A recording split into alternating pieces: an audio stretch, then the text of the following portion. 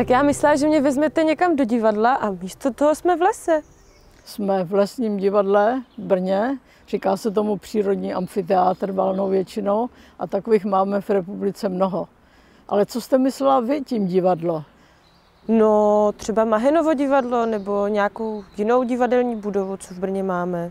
To je docela běžná představa, dokonce můžeme říct, že někteří si představují pod slovem divadlo přímo tu instituci, jako třeba Národní divadlo v Brně, anebo něco naopak daleko menšího, jako třeba viděl jsem krásné divadlo, viděl jsem Sofoklovu Antigonu.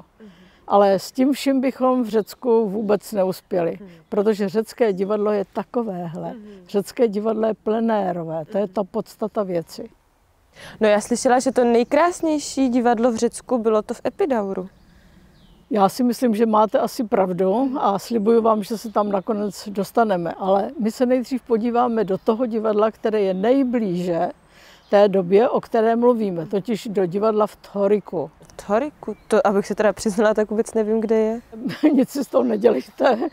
To je nedaleko Athén, kousíček ta Lavria, kde bývaly velké stříbrné doly. A když se na to podíváte, tak zjistíte, že vlastně to řecké divadlo na počátku nepotřebovalo nic, než takovouhle stráň, na které by si diváci poposedali, buď na dřevěné, nebo potom na kamenné lavice. To je vlastně hlediště. My tomu v Řecku říkáme teatron nebo koilon. A tady by byl takový rovný plácek, na kterém by se asi hrálo. Tomu většinou říkáme orchestra.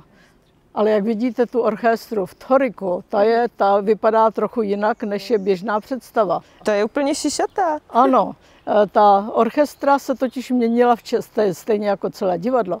Během staletí získávala různé nové formy, takže můžete vidět orchestru šišatou, pravouhlou, kulatou.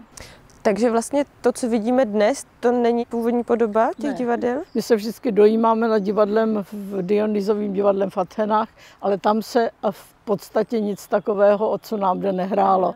To divadlo bylo mnohokrát přestavováno, bylo původně dřevěné, mělo pravouhlou orchestru, takže úplně něco jiného.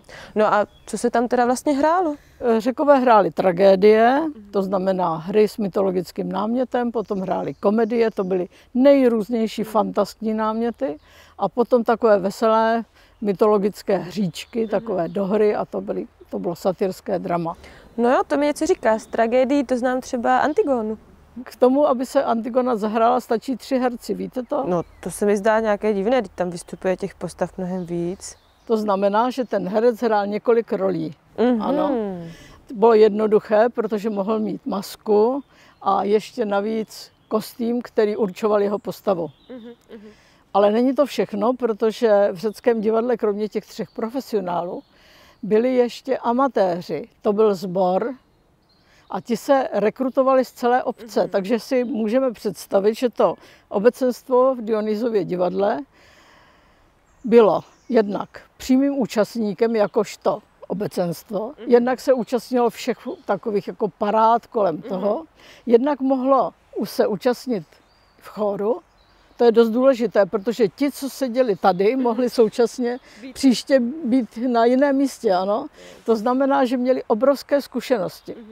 Potom se teprve konalo všechno možné a nakonec byli titíž diváci ještě vyzváni, aby se vyjádřili, jak se jim to líbilo. Takže byla taková diskuze potom? No, diskuse nebyla.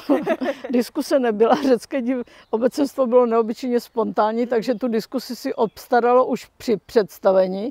To znamená pískalo, bučelo, házelo fíky a tak dále. Ale nakonec ze svého středu vylosovali porotu a ta teprve udělila ceny. Takže někdo dostal první cenu, to bylo vítězství, někdo druhou, někdo třetí, to už je propadák. To už byl propadák. No a při jakých příležitostech se to divadlo tedy hrálo? To byly velké divadelní slavnosti, bylo jich několik, ty nejznámější se jmenují Velké Dionysie, což, jak je vidět, náleží nějakému bohu. Jakému bohu? Asi Dionysovi. Asi Dionysovi, ano, správně Dionysovi. A to představení nebylo jaksi jednorázové, to byl několikadenní svátek, neobyčejně bohatý. Takže ti občané šli přes celé město průvodem, samozřejmě krásně odění s květinami, s obětními zvířaty, ano. Přes celé Atheny, ty samozřejmě vypadaly jinak než teď, to si nedovedeme představit. A když usedli v divadle, tak ještě bylo mnoho slavností, pak se teprve hráli.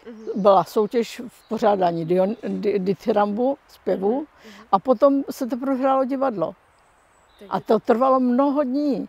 To trvalo někdy až 5 dní, to divadlo. Tak to si tam museli přinést jídlo, pití? Samozřejmě.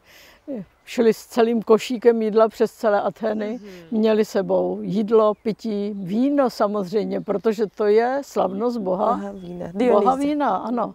To tedy znamená, že v tom divadle trávili i několik dní? Ano, trávili několik dní. Je to úplně jiné divadlo, než na jaké jsme zvyklí. A je jasné, že to divadlo nejsou ti 3 herci, nebo případně i ten chor, ale že to je obrovský svátek, který připravuje celá obec. A který odpovídá na nejdůležitější otázky, které si tato obec klade. Této obci říkáme polis, tak budeme vždycky mluvit o polis.